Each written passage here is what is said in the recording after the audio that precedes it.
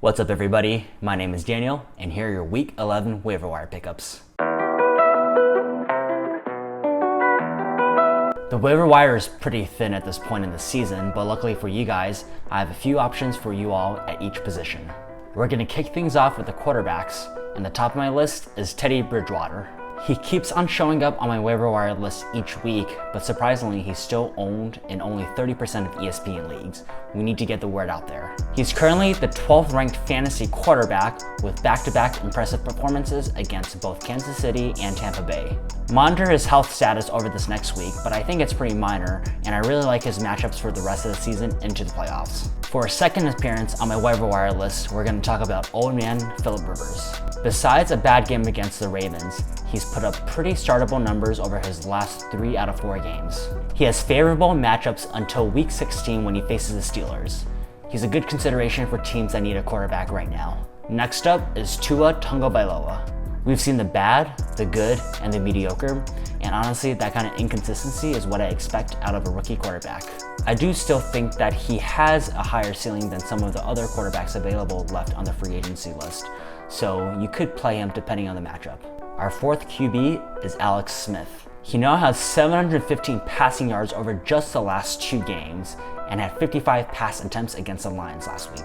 Look to him to continue to put up these big numbers in the yardage column since he played Cincinnati and Dallas over the next 2 weeks, and hopefully we'll start seeing touchdowns soon as well. Lastly is Mr. Crablegs himself, Jameis Winston. Drew Brees is expected to miss some time with multiple rib fractures as well as a collapsed lung, which makes Winston the next QB in line. He didn't look that great in the second half which he started, but he is on a team with a lot of weapons at hand. I'm not super high on him just yet, but he has the potential to put up some QB2 numbers and could help you get and eat some W's. Some deeper stashes are Jake Lutton, Nick Foles, Drew Lock, Nick Mullens, and Andy Dalton. Next up, let's go into running backs, and we're going to start with Nyheim Hines. I personally don't think he's their RB1, but he's definitely been playing like an RB1 for the Colts. He's a super versatile back that gets featured in both the rushing game and the passing game. I like him a lot, and Hines should be a solid start until Jonathan Taylor learns how to be a running back. We're going to go to New York Giants next, and we're going to talk about Wayne Gallman. I understand that it is the Giants, but he's still their lead back and has 5 TDs over the last 4 weeks. He'll continue to be that guy in the backfield since Freeman was placed on IR and he will be missing multiple weeks. Next is Salvon Ahmed. I regret not picking him in my own league, and he's a clear bell cow in that backfield until Gaskins gets back. After rushing 21 times for 85 yards and a touchdown, I think he will be a good RB2 with upside for the time being. Next, we're going to talk about Kalen Ballage. He's clearly the lead guy in that backfield, and Josh Kelly is just not really relevant anymore.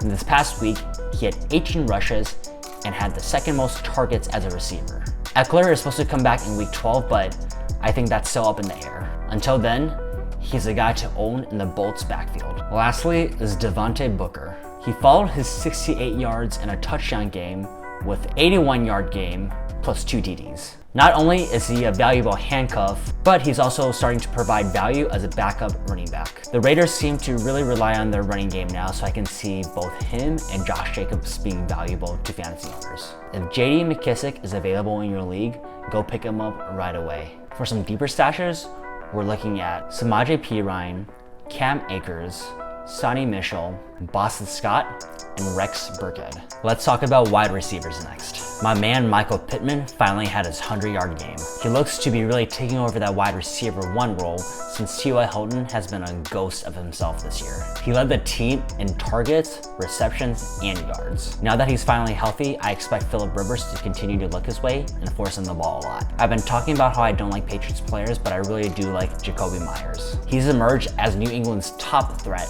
and he really gives me Travis Fulgham vibes. This is the 4th week in a row where he's led all Patriots receivers in targets, catches, and reception. And not only does he catch the ball, we saw this week that he can throw the ball as well. What happened to Travis Fulgham? I think Jalen Reagor happened. Reagor had 7 targets this week and his stock is rising. He looks like he could be the go-to guy for Wentz, so I'm gonna follow targets and I'm gonna follow Jalen Reagor. Next, we're gonna talk about Michel Gallup.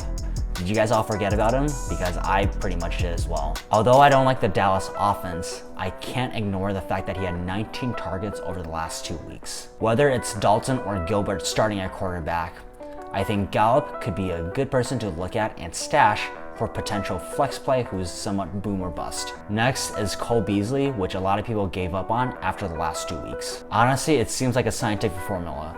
If John Brown isn't playing, he's gonna produce. And he showed that this week by getting 11 receptions, 109 yards, and a score. He's gonna be an afterthought for most people this week because the Bills are on bye, but monitor John Brown's status and look to him to be a sneaky start come week 12. Lastly, Josh Reynolds. I think it's time that we give this guy an actual hard look. He scored double digits points in the last 3 or 4 weeks. And just this week alone, he led the team in targets, yards, and receptions. He is the number 3 wide receiver behind Woods and Kupp, and he does have a few tough matchups coming up, but I see him as a sneaky stash for a really juicy playoff schedule. For some deep stashes, we're gonna look at Keelan Cole, Jakeem Grant, Willie Snead, Allen Lazard, and KJ Hamler. Let's go with our tight ends next. First, we're gonna talk about Logan Thomas. He's the kind of guy that's gonna probably be good for 4 to 6 receptions and 40 to 70 yards each week. He had 6 looks from Alex Smith this past weekend and seems to have a solid floor from a few weeks ago. He's not a sexy pick at tight end, but for what we have in the tight end field, I think it's actually an okay start moving forward. Next up is Jordan Reed. He finally had the game that we were expecting him to have a week ago. He was second on the team in targets with 6 and had a decent production with 5 receptions for 62 yards. I do expect his production to go up a little bit over the next few weeks as long as he can stay healthy, which is a big if. Someone that we may have forgotten about because of his bye is Dalton Schultz. Over the last 2 games, he's logged 15 targets, 10 receptions, and 101 yards. I think he should be a good safety valve for either Dalton or Gilbert, so look to him to be a solid play moving forward. Lastly is Taysom Hill. I'm not super high on starting him every week, but I think his ceiling actually got a little bit higher now that Drew Brees is out. Obviously, he's a gadget player, quarterback, receiver, and running back. But I can see the Saints getting a little bit more creative with him and getting him more involved now that they have Jameis Winston at the lead. For some deeper stashes, look to Richard Rodgers and Kyle Rudolph. Our last section, we're gonna cover some defenses for this week. First, we have the Los Angeles Chargers who are playing the New York Jets. While I'm not super high on the Chargers defense, they are playing the Jets, and I don't think there needs to be much more explanation inside of that. They are a good stream for this week. Next, we have the Washington football team. Washington has been a pretty average defense this year, but I like them because the Bengals just don't know how to protect Burrow. At the moment, Burrow is second in the league with 32 sacks on the season. That Bengals O-line really gives me PTSD from Andrew Luck's young days, so I really hope the Bengals are able to find some protection for Burrow. For a team that's even worse at turnovers and worse at protecting their quarterback, I like the Browns against the Eagles this week. Carson Wentz leads the league with 12 interceptions and has a league-leading sack rate at 35 on the season.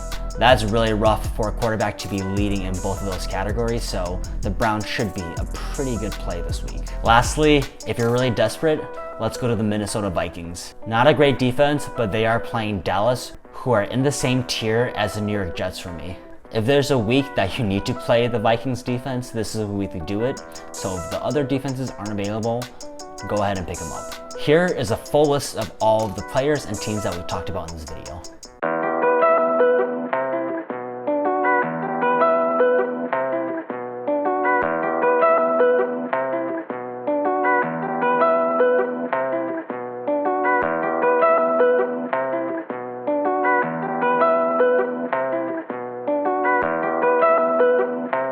That's it for this week, and I hope you find that helpful.